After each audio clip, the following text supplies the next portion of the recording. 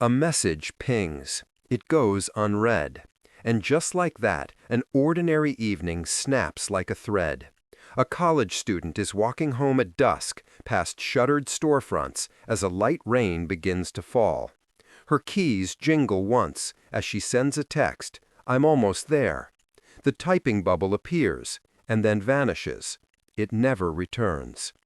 These are the moments just before a person is lost, before they become unreachable. Danger often wears a familiar mask, a simple trick that disarms our instincts. A car pulled over with engine trouble invites a kind of help that feels harmless. When everything seems normal, what tiny, crucial detail was missed? An everyday shortcut between buildings becomes a choke point. A familiar path becomes the last known location. Today, those signs can hide in our digital lives, dressed as convenience.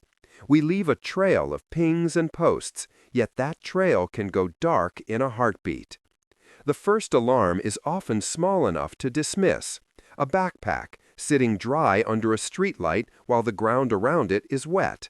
A car idling by the curb, driver's door ajar, the radio playing softly to an empty seat. For the friend who last called, the message thread remains unread, a conversation suspended in time. We mark the last verified contact, then a brief unaccounted-for interval, and then a chilling silence that settles over everything. It's then that we must rewind those last few minutes and search for what was overlooked. A town wakes to a quiet dread. At dawn, neighbors gather by the school gym. A retired firefighter draws neat search grids on a plastic map as steam from paper cups mixes with the smell of wet earth. Somewhere between the closed shops and her own front porch, the student we met has vanished. Hours stretch into days. Hope and fear trade places with every passing moment.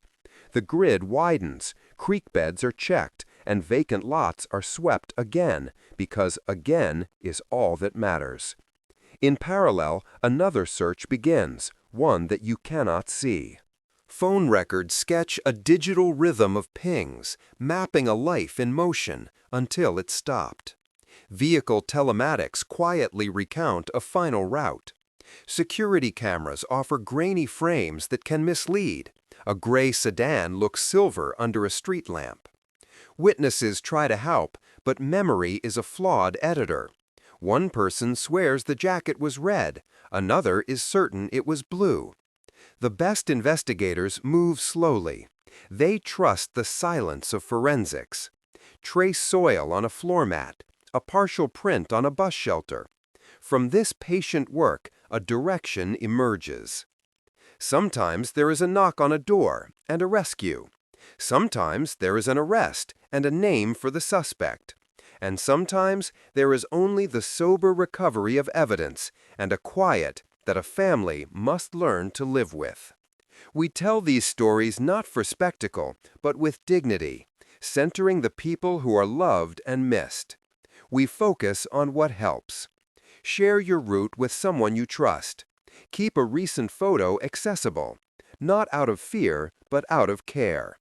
Today, a doorbell camera can narrow an hour to a minute. An alert system can rally a city. Every name changes how we protect each other.